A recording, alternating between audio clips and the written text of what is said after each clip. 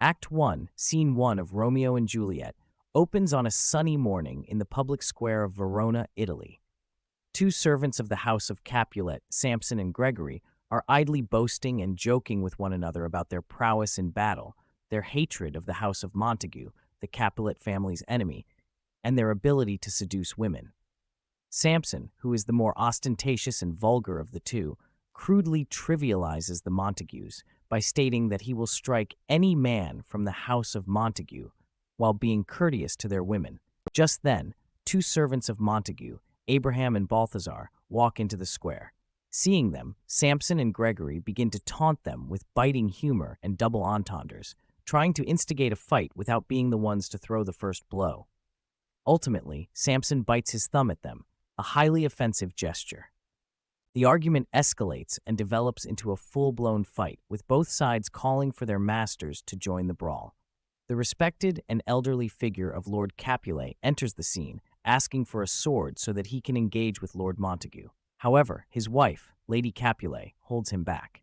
At the same time, not far away, Lord and Lady Montague arrive. Montague is eager to join the fight, but his wife also discourages him.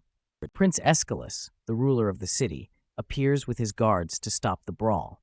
In a speech filled with anger, he admonishes the Montagues and Capulets for their constant feuding, which disturbs the peaceful streets of Verona.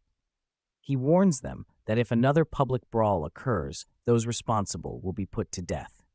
The prince's harsh decree puts a temporary stop to the fighting. After the prince leaves, Lord and Lady Montague begin speaking with Benvolio, their nephew.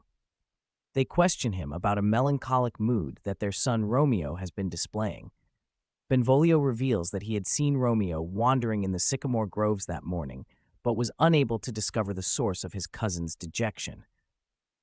Romeo appears shortly afterwards, and Benvolio pledges to find out what is causing Romeo distress.